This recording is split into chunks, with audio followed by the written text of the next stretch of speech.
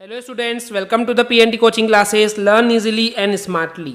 तो आज हम पढ़ने वाले हैं velocity time graph for uniform accelerated motion. तो जैसे कि स्टूडेंट्स हेडिंग से क्लियर है कि आज हम यूनिफॉर्म एक्सेलरेटेड मोशन के लिए वेलोसिटी टाइम ग्राफ पढ़ने वाले हैं। ओके, तो सबसे पहले मैं आपको रिवाइज करवा दूं जो कि हमने ऑलरेडी पिछली वीडियो में पढ़ चुके हैं। यूनिफॉर्म एक्सेलरेटेड मोशन का मतलब होता है कि अगर यूनिफॉर्म चेंज हो रहा है वेलोसिटी में, वो भी इक्वल इंटरवल ऑफ टाइम में, तो उस टाइप के एक्सेलरेशन को हम बोलते हैं uniform accelerated motion. Okay, and यहाँ पे जो हम वेलोसिटी ले रहे हैं वो v ले रहे हैं अलोंग द y एक्सिस, क्योंकि हमको वेलोसिटी टाइम ग्राफ बनाना है। तो वेलोसिटी को ले लेते हैं y एक्सिस पे एंड टाइम को ले लेते हैं x एक्सिस में। तो उस कंडीशन पे जो हमको ग्राफ ड्रॉ करते हैं इस वेलोसिटी टाइम ग्राफ के लिए, तो हमको हमेशा एक स्ट्रेट लाइन ही मिलेगी जो कि इंक्लाइंड होती है, झुकी हुई होती है किसी पर्टिकुलर एंगल के साथ, वो भी एक्स एक्सिस के अलोंग। ओके, यानी कि बोलने का मतलब ये स्टूडेंट्स कि जब भी हम ग्राफ ड्रॉ करेंगे वेलोसिटी टाइम ग्राफ के लिए, वो भी यूनिफॉर्म एक्सेलरेटेड मोशन के लिए, जब हम यहाँ पे वेलोसिटी को वाई एक्सिस पे एंड टाइम को एक्स एक्सिस पे ड्रॉ करते हैं एंड उसके अलोंग जब हम ग्राफ बनाते हैं तो हमको एक स्ट्रेट लाइन मिलती है ग्राफ में, और वो इंक्लाइंड होती है एक पर्टिकुलर एंगल पे एक्स एक्सिस के साथ पे। ओके स्टूडेंट्स, तो चलिए देखते हैं इसके ग्राफ को। तो बेसिकली यहाँ पे हमने एक्स एक्सिस पे टाइम लिए हैं, वाई एक्सिस पे वेलोसिटी लिए हैं। अब देखिए स्टूडेंट्स, यहाँ पे हम दो कंडीशन लेते हैं।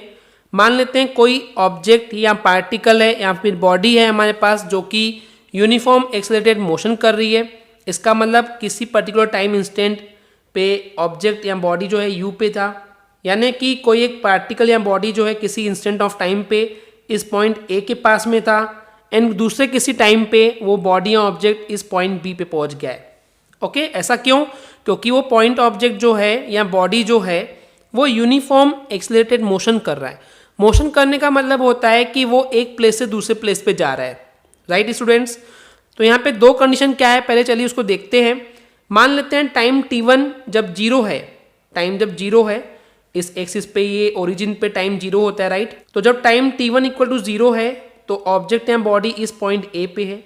वहीं पे जब टाइम t ले रहे हैं यानी कि t2 टाइम ले रहे हैं t, इस टाइम t पे ये जो बॉडी या ऑब्जेक्ट है वो इस पॉइंट b पे है। ओके, इतना क्लियर है। अब देखिए, अब अगर इन दो कंडीशन के अलोंग उसके वेलोसिटी की बात करें तो मान लेते हैं जब time t1 equal to zero था तो उस बॉडी की या ऑब्जेक्ट की जो इनिशियल वेलोसिटी थी वो u थी, यानी कि OA हो जाएगा। वहीं पे टाइम t पर इस बॉडी या ऑब्जेक्ट की जो फाइनल वेलोसिटी है वो मान लेते हैं v थी, यानी कि db ये जो है डिस्टेंस, ये कितना है, v है। o से यहाँ तक का डिस्टेंस v है। ओके, इतना क्लियर है। तो देखिए इस ग्राफ के अलोंग अब चीज़ों को समझते हैं। तो ये AO कितना हो जाएगा, AO हो जाएगा u initial velocity. Okay, BD कितना हो जाएगा, v फाइनल वेलोसिटी। तो BC कितना होगा, अगर हमको BC निकालना है तो इस पूरे में से इसको माइनस करना पड़ेगा, यानी कि BD माइनस CD। और BD कितना है, BD जो है वो V है एंड CD कितना है, AO के जितना ही होगा, तो ये हो जाएगा U। तो ये हो जाएगा BC जो है, ये इतना पार्ट जो है वो है सिर्फ इतना V माइनस U। ओके, और ये OD कितना होगा, OD कितना होगा, ये T हो जाएगा, T minus zero is T। Okay, तो अगर इस ट्राइंगल ABC में हम देखें, ये जो एंगल है, मान लेते हैं ये जो हमको स्ट्रेट लाइन मिली है वेलोसिटी टाइम ग्राफ में, तो ये इस एक्स एक्सिस के अलोंग थीटा एंगल बनाती है, मान लेते हैं। ओके, तो टेन थीटा अप्लाई करेंगे तो क्या हो जाएगा, परपेंडिकुलर अपॉन बेस। ये आप क्लास 10 में पढ़ के आए स्टूडेंट्स। राइट, तो ये क्या हो जाएगा, BC अपॉन AC, और BC की वैल्यू कितनी आई है, वो है V माइनस U। AC कितना होगा, OD के जितना, यानी कि T हो जाएगा। तो tan theta is equal to जाएगा V minus U upon T। इसको मान लेते हैं क्वेश्चन नंबर 1। एंड हमको पता है कि एक्सेलरेशन की डेफिनेशन क्या होती है, एक्सेलरेशन की डेफिनेशन होती है change in velocity upon time. Right, तो चेंज इन वेलोसिटी क्या हो जाएगा, V minus U final velocity minus initial velocity upon time T। ये हो गया इक्वेशन नंबर 2। इक्वेशन 1 में क्या मिला हमको, वो मिला था tan theta is equal to V minus U upon T। ये था इक्वेशन नंबर 1। और इक्वेशन नंबर 2, दोनों के RHS इक्वल है, इसका मतलब A इज इक्वल टू क्या हो जाएगा, A इक्वल टू हो जाएगा टेन थीटा, दोनों के LHS इक्वल हो जाएंगे। तो यहाँ से हमको एक चीज़ समझ में आ रहा है कि जो स्लोप है, टेन थीटा को क्या बोलते हैं, स्लोप ऑफ लाइन। राइट, तो एक्सेलरेशन कितना होगा, एक्सेलरेशन होगा इक्वल टेन थीटा के, यानी कि स्लोप ऑफ उस वेलोसिटी टाइम ग्राफ के। ओके स्टूडेंट्स, वही चीज़ यहाँ पे वर्ड्स में लिखा हुआ है कि एक यूनिफॉर्म एक्सेलरेटेड मोशन के लिए जो स्लोप होता है इस वेलोसिटी टाइम ग्राफ का वो इक्वल होता है एक्सेलरेशन के। ओके, इतना क्लियर है स्टूडेंट्स। तो ये हमने डील कर लिए एक्सेलरेशन की। अब हम बात करते हैं कि इसी ग्राफ के लिए डिस्प्लेसमेंट कैसे कैलकुलेट कर सकते हैं। तो चलिए देखते हैं। तो बेसिकली हमको कैलकुलेट करना है डिस्प्लेसमेंट, पर इसका डायरेक्टली फॉर्मूला तो हमारे पास है नहीं, पर हमको वेलोसिटी का फॉर्मूला पता है। तो एवरेज वेलोसिटी क्या होती है, displacement I mean total displacement upon total time interval. ये फॉर्मूला हमने बता चुके हैं, राइट स्टूडेंट्स। तो यहाँ से टोटल डिस्प्लेसमेंट इक्वल टू क्या हो जाएगा, एवरेज वेलोसिटी इंटू, इसको ट्रांसपोज कर देंगे, इंटू टोटल टाइम इंटरवल। यही होगा ना, total displacement is equal to average velocity into total time interval. अब देखिए एवरेज वेलोसिटी कैसे निकालते हैं, initial velocity plus final velocity upon 2, sum of numbers upon total number of observation, वही हो जाएगा।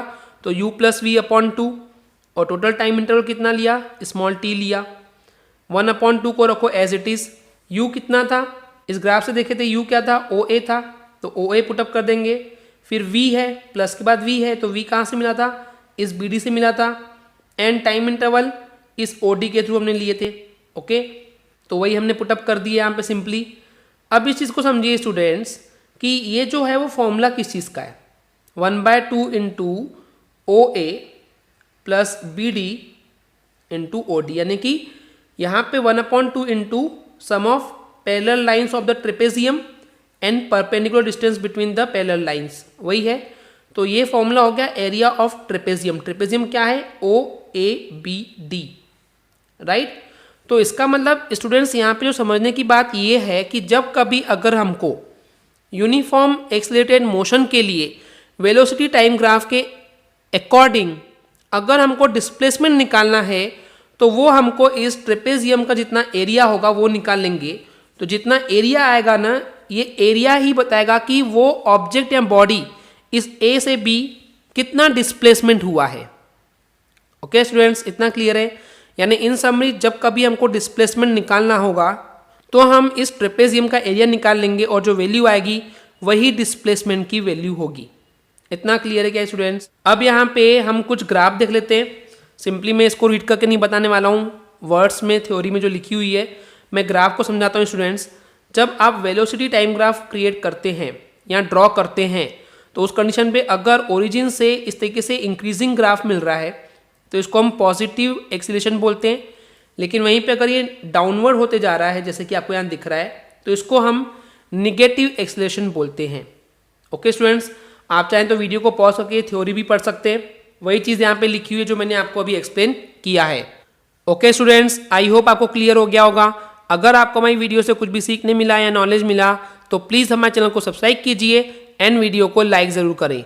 आज के लिए इतना ही, थैंक यू।